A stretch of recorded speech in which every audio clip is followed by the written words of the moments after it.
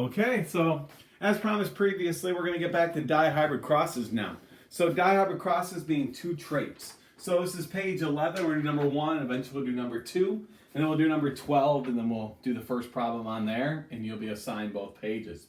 So here we go. It says here a pea plant is heterozygous for both seed shape and seed color. S, capital S, is the allele for the dominant spherical shape. So dominant S is spherical. Little s is the recessive dented shape characteristic. Capital Y is the allele for the dominant Y color, and little y is the recessive for green color. What will be the genotype and phenotype ratios for the cross of two pea plants, both heterozygous for seed shape and color? Okay, so the genotype of the parents is what you see here first, right? And it said that both parents are heterozygous, meaning that for seed shape, capital S and lowercase s, spherical and dented. But then also big Y and little y for yellow, then green. And likewise, also true. Okay? So there's that, right? Now we have a Punnett square here, and our Punnett square are 4 letters times 4 letters. So that means got to figure out what goes across the top and what goes across the side. I'm going to put this organism here, this one there. So we do first, outside, inside, last. So the first S is that S. The first Y is that Y right there. Capital S, capital Y. Okay, outside letters is this capital S right there, but this little y right there. So we have a capital S and a little y. Then what we're going to have is we're going to then have the inside letters, little s, capital Y.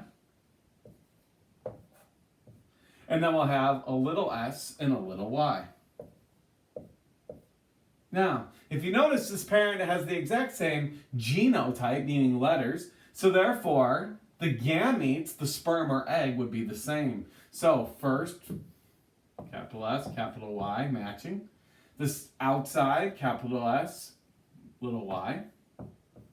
Inside, little s, big Y. And the last is little s and little y. And then what we have to do is create the Punnett square that goes for that. And I'm going to hit pause. Now, you should do that. And here's our Punnett square. Press pause so you can fill it in.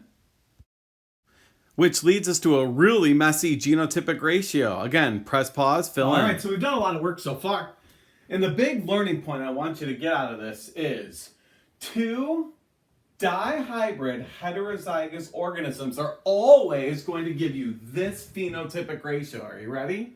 You are going to get 9 to 3 to 3 to 1. And what will happen is this. You have 9 that will be both dominant traits. In this case, that would be spherical and yellow. You are then going to end up with 3 and 3, where it's one of each. So we'll stay with the dominant here, spherical, capital S, but green, okay? And remember, in order to be green, right, had to be a little y and a little y, right, because it was recessive. In this case here, we have little s's, right? Those little s's meant dented. But you have a capital Y over there, so these are dented in yellow. And then there leaves us this one organism, this one right here. The little s, little y, little y. This is the one organism that is recessive for both traits. So what ends up happening is there's one organism that ends up being dented and green.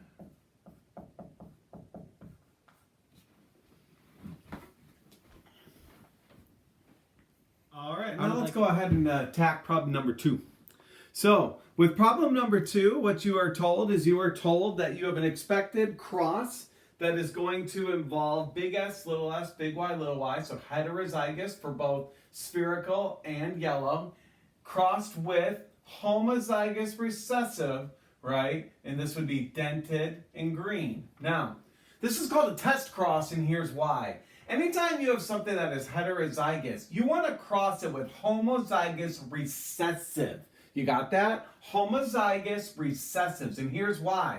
You see, let's say we didn't know what the other letter was for these, right? Because the dominant S technically would mask that one, and the dominant Y here would mask the allele right here, right? And so what ends up happening is this cross, if we ended up in a situation where every single time we ended up getting, okay, sphericals and yellows, then what would end up happening is we would then be able to denote that this is homozygous dominant. But if we got about a 50-50 ratio, then we would know that heterozygous and heterozygous. And so we call that a test cross. All right, the idea of crossing with a homozygous recessive.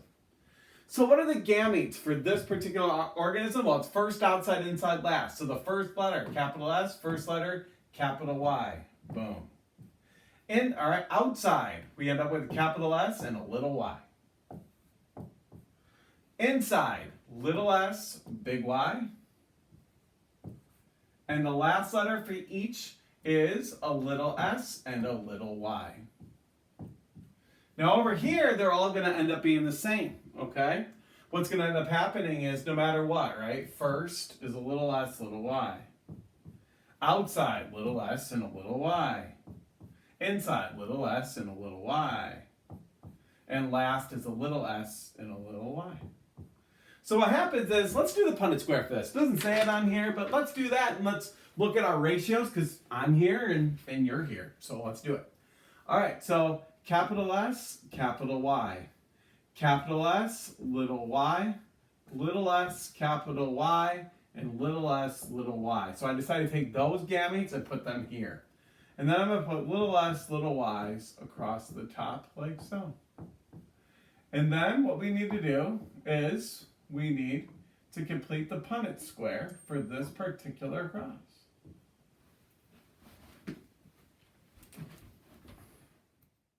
And here's the Punnett square we should get for the cross. And here is the genotypic ratio for the cross.